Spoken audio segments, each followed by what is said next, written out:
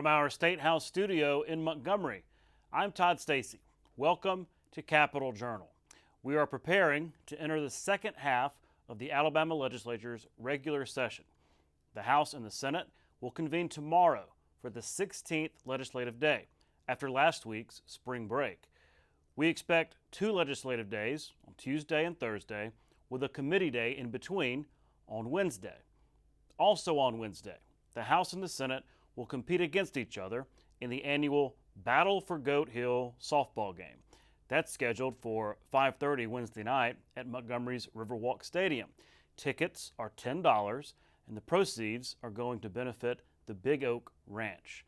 It's always a super competitive battle, and I know this year will be no exception. We, of course, will be there and try to get what we can on tape. It's no secret that the first half of the legislative session was hectic. The fast pace, combined with the large number of contentious issues, made for a challenging 15 legislative days. So, what should we expect for the second half of the session? Well, first of all, the pace is expected to slow down a bit. Instead of meeting for 3 legislative days every week, they'll go back to the more traditional 2 days with a dedicated committee day in between, at least for a while. But in terms of the workload, that's not likely to ease. There are still some major issues to work on this session. Let's take a look. There's the lingering issue of gambling. Remember where we left off with the Senate had passed a much different, much more scaled down version of a gambling package than the more comprehensive one passed by the House. That puts the ball back in the House's court to either agree with the Senate changes for final passage or vote to non-concur and send it to a conference committee to work out the differences. That's one of the biggest questions early this week. Then there are always the budgets. Lawmakers in recent years have waited to take action on the budgets as long as they can, so that the revenue estimates can be as accurate as possible. So we might expect work on the budgets to begin in earnest when they return from a second spring break after Easter.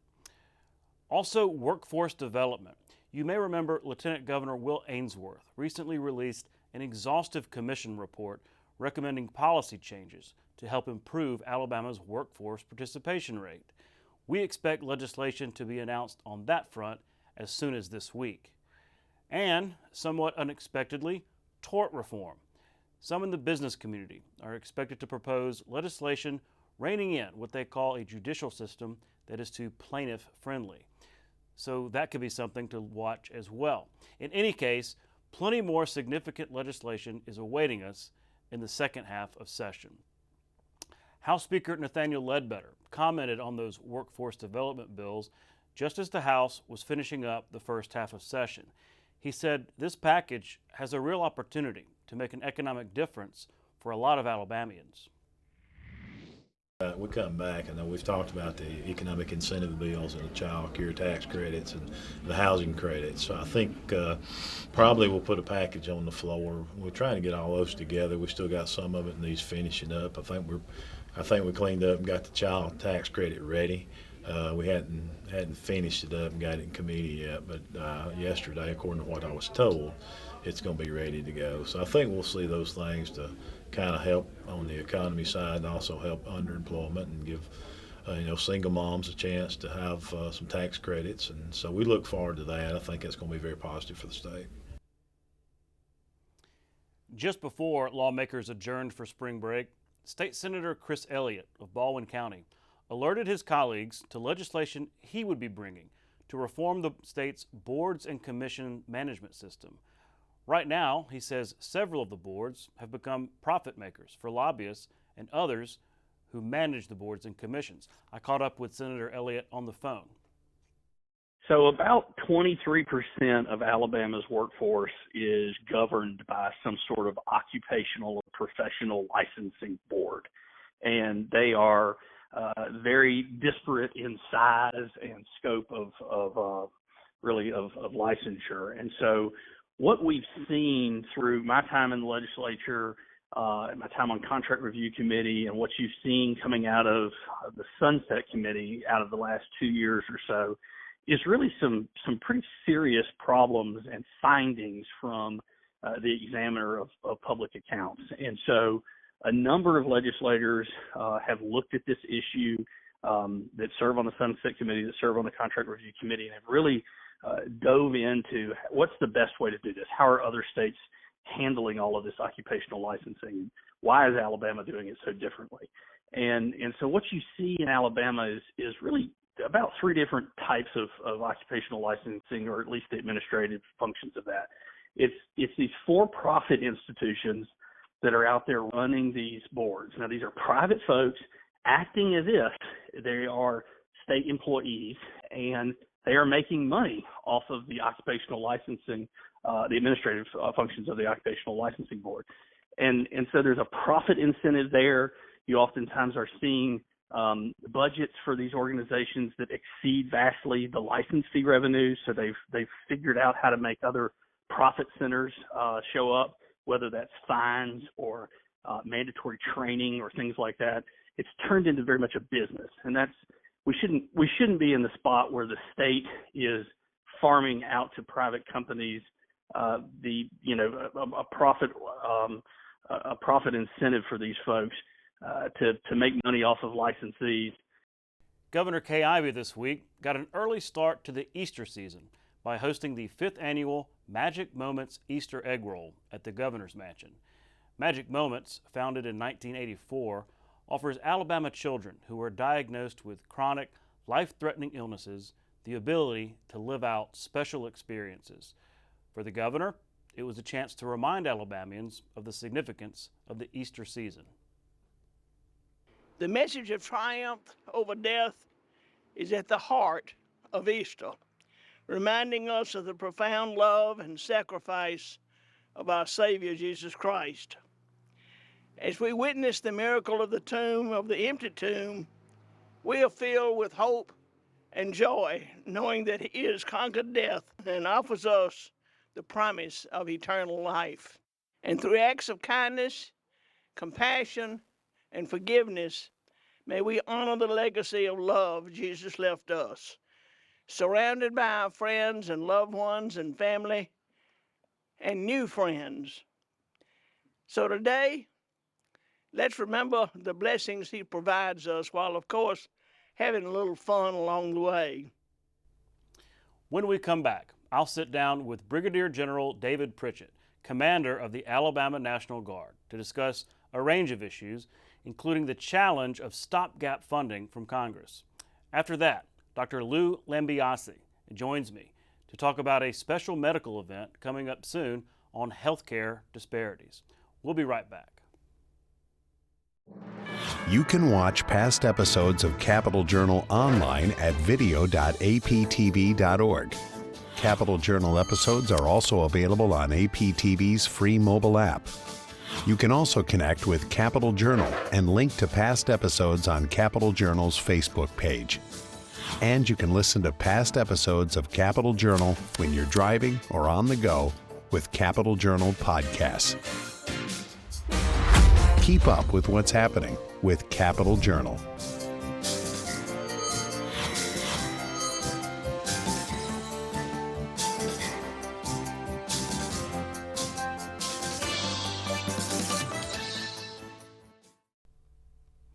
Welcome back to Capital Journal.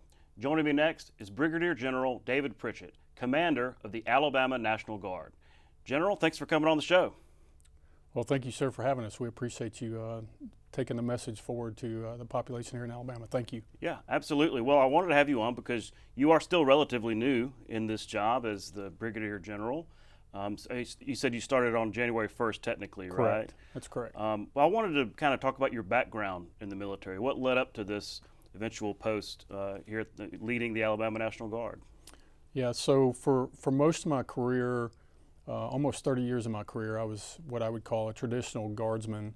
So that meant, this was just a part-time job for me. I had a full-time civilian job in the corporate world. And so, in 2018, after years of really traveling all over the country, sometimes the world and the corporate world, we made a decision, my wife and I made a decision to kind of do something different, go a different direction. So my background is an artilleryman, so there was an opportunity for us to apply for a position out at Fort Sill, Oklahoma, which is where the U.S. Army and the Marines train all of their artillerymen. So we applied for that, was selected, and sold our forever home in Auburn, Alabama, and moved to Fort Sill for 3 years.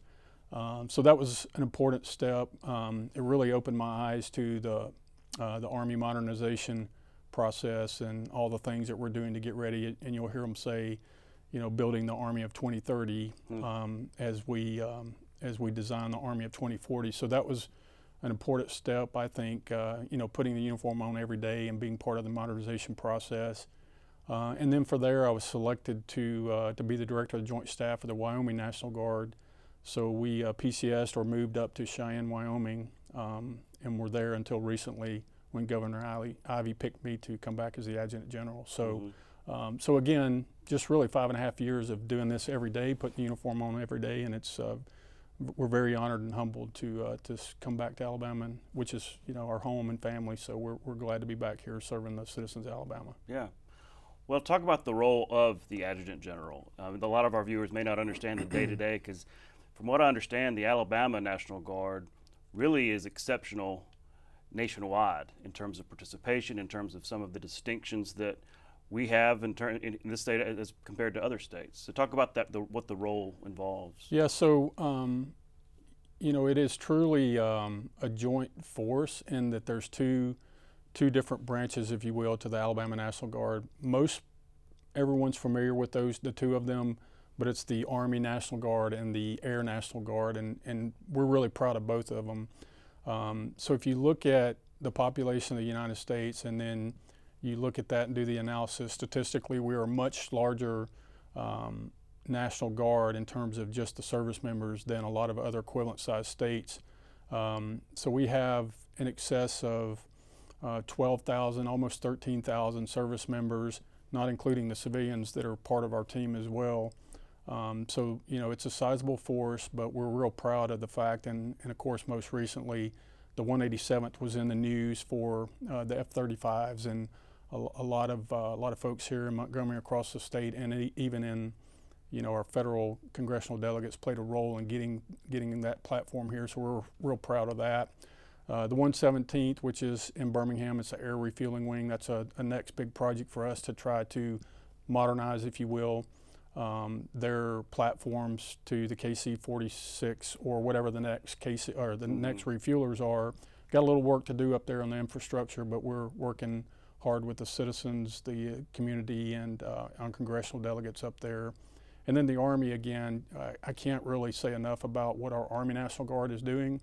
So if you look at the problems that really Department of Defense has had with recruiting, really since the inception of COVID, we're kind of a bright star in that we're well over 100% strength now, over 101% strength, which doesn't come without its own issues, having more soldiers than there are positions, but it's a much better position to be in when we go to the table and say, hey, we'd like this additional force structure to come to Alabama. So the job is, I tell people, there's no 2 days alike. Every day is a little bit different. And as most people know, we're very tightly partnered with our Romanian partners from Europe. And so there's a state partnership program that all 54 states and territories are partnered with at least one other country, some multiple. And so we work very closely with them, and we're excited about all the things we're doing there. But there's a lot of things beyond just the traditional military things that we're involved with, such as the state partnership program, and really expanding that beyond the military-to-military training, what the State Department would call a whole of government. So we'll be looking for opportunities to partner with our good agencies and other corporations around the state to try to expand that. So again, no 2 days are alike, so it's always a challenge to get up and go see what's new at work every day. Well, speaking of challenges, one of the things that you really can't control, and yet it affects you plenty, is funding from Congress, right? And so we were talking with Representative Adderholt, who's on the Appropriations Committee. He expressed some frustration about this appropriations process because they still have not funded the government for the current fiscal year that we're Correct. in. I remember working in D.C., and it was pretty well known that continuing resolutions, just kind of stopgap funding based on old levels, maybe impact the military more than anybody else, because y'all are trying to do that future planning. So talk about the challenge of trying to put your budget together while not knowing what the federal government is going to actually be funding it at. Yeah, it's definitely a challenge. I think we're now in the 6th month of a CR, and so we're holding our breath to see what happens here in the next few days. But yes, you've touched on it. So basically in a CR you roll back to the previous year's funding, and there's just a lot of things we can't do, and it starts to affect, with the Army and the Air Force both really pivoting to large-scale combat operations and modernization. It starts to affect those programs, and it starts to affect the platforms that we're really going after and trying to get here in Alabama. And so, but it's not just the platforms, it's not just the equipment. Our best weapon system, if you will, are our people. And so it affects the people in terms of the programs that we support, not just our soldiers and airmen, but also the families. It affects the schools and sending those soldiers and airmen to the school. So ultimately it affects the readiness of our population and those service members. So it's beyond just the equipping piece, and so ultimately with the CR, as good as we're doing in terms of our recruiting, retention starts to be affected because we're not able to always fund the school that airman or that soldier may need, and they get frustrated and they look for something else. So while we may be in pretty good shape right now, if we continue these CRs across the next budget cycles, ultimately it starts to have a pretty tragic effect on our population. Yeah, a divided Congress has real world implications, and we've heard Chairman Rogers talk about that, because he's trying to put an NDAA together and all that, and it just makes it harder when the funding piece is not there. So for sure, yeah. And I think there's I went to our first State of the State when Governor Ivey delivered her remarks. It's been about a month ago now. And there's a degree of civility here within the politics in Alabama, and I think maybe if the folks in D.C. could learn a little bit from how we're doing business here. And so kudos to the folks here, and definitely the governor, who is very, very good at reaching across the aisle and getting things done. It is different, and we say that all the time, because as look, they can get into debates and all that kind of stuff, but it's not the kind of zero-sum politics that it tends to be in D.C. Well, General, we're out of time. Thanks again for coming on the show. Look forward to having you on again. Thank you. Thanks for having us. We'll be right back. You can watch past episodes of Capitol Journal online anytime at Alabama Public Television's website, aptv.org. Click on the Online Video tab on the main page. You can also connect with Capitol Journal and link to past episodes on Capitol Journal's Facebook page. Welcome back to Capitol Journal. Joining me next is Dr. Lou Lambiase, Dean of the Montgomery Regional Campus of the UAB School of Medicine.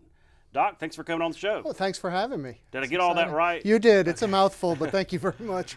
Well, I'm glad to have you on. I know that y'all have this event coming up, but before we get to that, I wanted to talk about this regional campus of UAB. Sure. Some of our viewers may not know that has been around for as long as it has. A lot of people don't know we're here. So the campus was founded in 2012. Well, let me back up a little bit. We've had a internal medicine training program in Montgomery for about 50 years now. It was founded in the 70s at Baptist South, and to be honest with you, we have for 40 years we've been in Selma with a family medicine training program. But in about 2012, it was decided that UAB needed to make more doctors to take care of the needs of Alabamians throughout the area and throughout the Black Belt. And so we wound up putting a campus here in 2012. We have about 20 third and fourth year students a year here, and then they do their clinical rotations in Montgomery, and then they graduate and they go back out into the world. And what's exciting is we have about 8 doctors now who practice in Montgomery who graduated from us, did their residency, and then came back, and now we're working in Montgomery. It's kind of the whole point, right? It's exactly the whole point. The physician shortage. We talked a lot about that. Well, y'all have got this event coming up, talking about addressing health disparities. It's coming up, April 4th. Talk about what led up to this event and what it's all about. So the university here in Montgomery has had for a number of years a lecture series endowed by the Kennemer family. Dr. Rex Kennemer was a cardiologist in Los Angeles who's from Montgomery, and he and his family very generously endowed the Kennemer Lecture, where we've brought in some of the best minds in medicine once a year to give talk here in Montgomery. And about 2 years ago, we decided that we were going to build on that, and we were going to make that Kennemer Lecture the keynote of the Montgomery Health Policy meeting. So last year we had a meeting talking about physician workforce, like we were just talking about, and this year we're going to talk about health disparities. So in our community, and in Alabama particularly, you could live 2 miles from somebody and have a completely different outcome in terms of heart attack, diabetes, stroke, maternal mortality, and even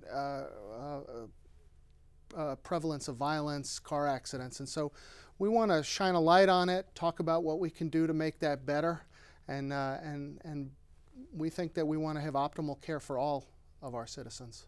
Yeah, absolutely, and that's kind of an interesting way to talk about that. A couple of miles, yeah, you would consider 2 miles away to be part of your own community, and yet there are just major differences in lifestyle and in threats and things like that. And maybe things that we don't really maybe take for granted sometimes. That's right, and that's what we're going to be talking about. We have trauma surgeons that are going to come and talk about, some members of our community are far more likely to be victims of violence, and there may be some things we could do to help with that.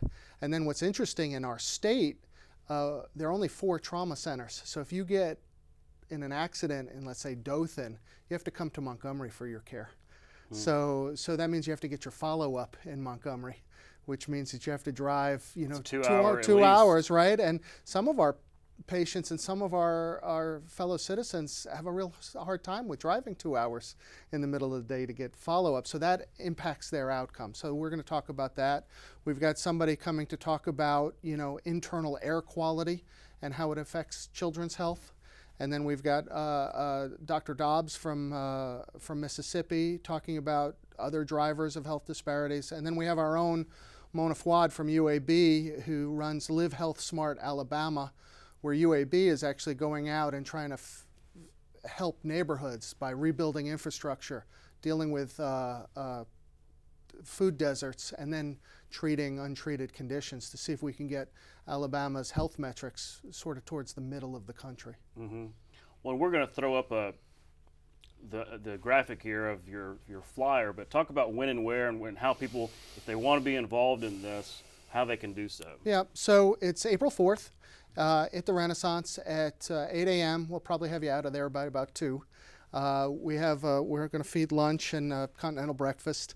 It's free to the public, and it's free to anybody who wants to come, with the exception is if you're a medical professional and you want continuing medical education credits, there's a nominal fee, about $80. Mm-hmm. But if you don't want the education credits, it's completely free.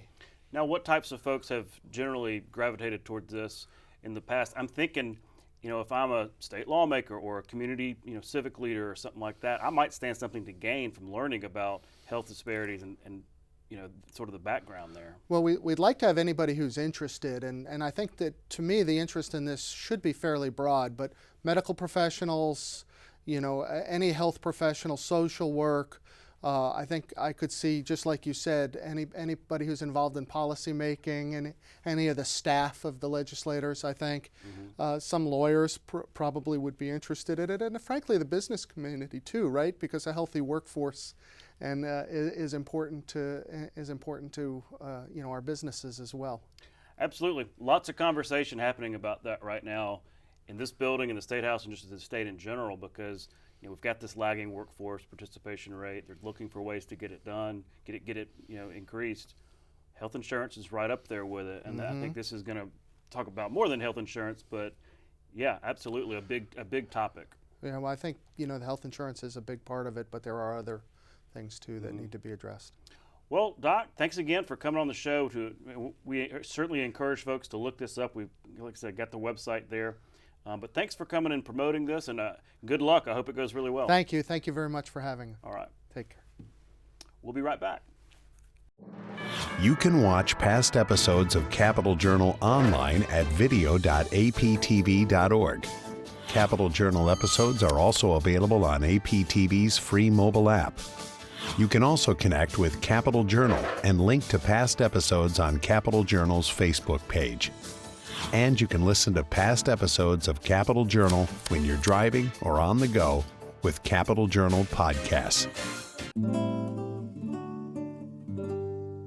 Birmingham native David Wayne Perkins is a rock and R&B guitarist, singer, songwriter, and session musician. As a session musician at Muscle Shoals Sound Studios, Perkins backed several big-name musicians. He provided lead guitar overdubs on 3 tracks on Bob Marley and the Wailers' 1973 album, Catch a Fire, and was hired by the Rolling Stones to play lead guitar on 3 tracks on their 1976 album, Black and Blue.